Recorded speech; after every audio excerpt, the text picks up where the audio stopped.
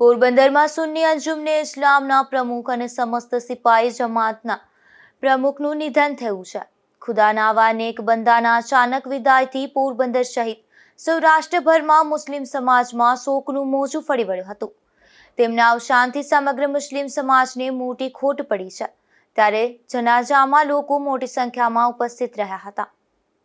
તારીખ 13/5/2025 મંગળવારના રોજ સુન્ની અંજુમને ઇસ્લામના પ્રમુખ ફૈઝલ ખાન હાજી બશીર ખાન પઠાણ રઝાપાન સામે બેઠા હતા. તે દરમિયાન વધુ એક પરિવારના બે ભાઈઓ વચ્ચે ઝઘડાઓ ચાલતા હતા અને FIR નોંધાવવા પોલીસ સ્ટેશન જઈ રહ્યા હતા.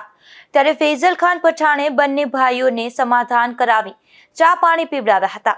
ત્યારબાદ અચાનક જ ફૈઝલ ખાન પઠાણને ચક્કર આવી જતા ખુરશીમાંથી જમીનમાં પડી ગયા હતા.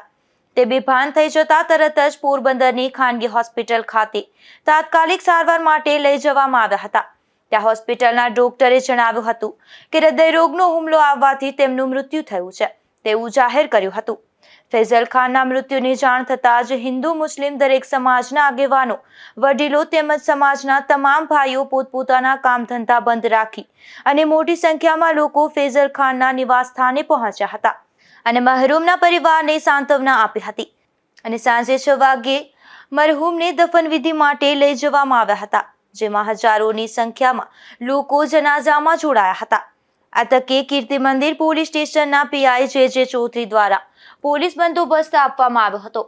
મરહૂમના જનાઝાની નમાઝ કબ્રસ્તાનની બહાર બંદર રોડ ઉપર મહેબૂબ શાહ મસ્જિદની પાસે હઝરત સૈયદ સઆદત અલી બાપુ સાહેબ દ્વારા પઢાવવામાં આવી હતી, જેમાં સામેલ લોકોએ મરહૂમની મગફિરત માટે દુઆ કરી હતી.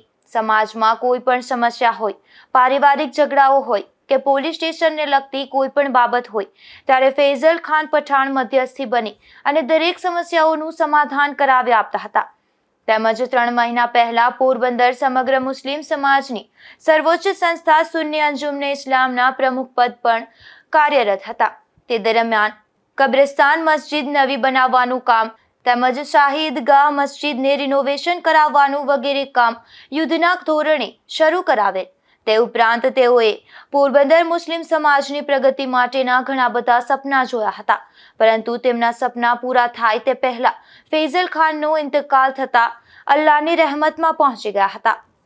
નિપુલ પોપટ સાથે અશોક થાનકી, ગુજરાત ન્યૂઝ, પોરબંદર.